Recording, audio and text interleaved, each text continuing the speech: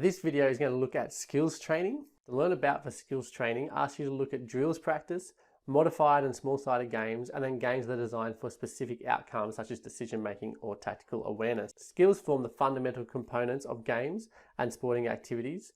The focus of skills training is normally on developing technique and correction, and also then performing the skills within a game context, so that you're actually making decisions based on what's going on in front of you, and you're choosing the correct pass or the correct idea or execution of the correct skill while under pressure, all those types of varying activities. Skill building is normally done through drills, and drills then becomes the backbone of developing skills for any game, and then you move on to games-based training sessions. It's important when you're thinking of skills to remember the stages of skill acquisition, thinking of the cognitive stage, the associative stage, and the autonomous stage for factors affecting performance. What stage is my athlete at will determine then how you present the skill, what type of drills you do, what type of practice methods you use, all that kind of stuff. Now, skills training, when we're looking at drills, you want to make sure that you're doing them quite frequent. Frequent repetition is key for developing skills. You want to make sure you're getting plenty of good feedback. With your repetition, you want to make sure that it's spaced repetition. So 30 minutes 5 times a week is way better than 3 hours twice a week. Even though 3 hours twice a week is more time spent on the skill, it's about doing it frequently. So each day, spending 15-20 minutes is going to be a better way of developing your skill. Skills training and drills practice should be athlete specific, so catering to our stage of skills acquisition. And remember that practice methods, remembering whether it's whole or part practice, whether it's massed or distributed, how you approach it, and making sure it's relative for your athlete. Drills practice is actually going to be best for athletes who are new to a skill, or athletes who need to perform a skill under pressure. So that might be practicing free throws or penalty kicks, or it might be developing that cognitive athlete to get them into the associative stage. And then once they're about halfway through the associative stage, you want to really make sure they're doing lots of stuff with that skill in games-based activities.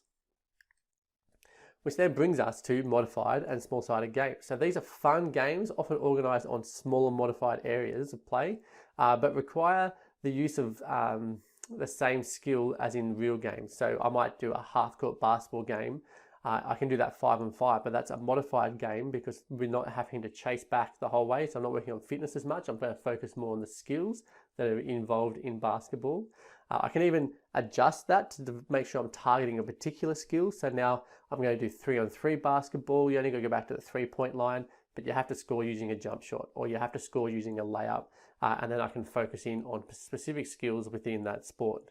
It also helps you develop your games practice. So getting you used to making those decision making and tactical stuff often comes in modified and small-sided games. So then that of course links into games with specific outcomes, which are really about developing strategy and tactics within your team.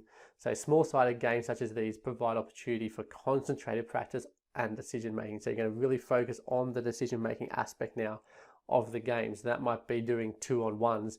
When do you actually make that pass? Or even helping the defender. When do you actually commit to making your tackle? It's similar to taking a small part out of a big game and analysing it. So you might do lots and lots of corners for football, or you might do scrums over and over again for rugby union. And you're really focusing on your strategies and tactics within that particular part of the game.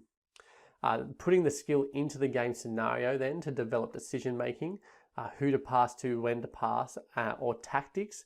How do we play with this structure or against this particular player? What are we doing?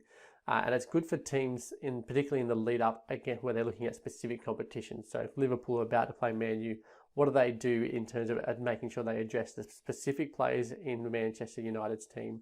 What strategies and tactics are they going to use? And then developing that within small-sided specific games that are developed for specific outcomes. Skill training, when it comes to measuring and monitoring, most often we use things like statistical analysis and biomechanical analysis. So our stats, how many successful passes, what kind of percentage are they getting for their jump shots, all those types of statistics that are used, how many yards are made or how many meters are made in a rugby game, how many tackles are they making, etc., how many missed tackles. And then biomechanical stuff is really looking at the technique and making sure we're getting good visualization and thinking about the correct way to perform these movements. Safety for skills training, make sure you're warmed up and make sure you're catering to the level of your athlete. Remembering back to the stages of skill acquisition, make sure that your skills training program is done for that athlete.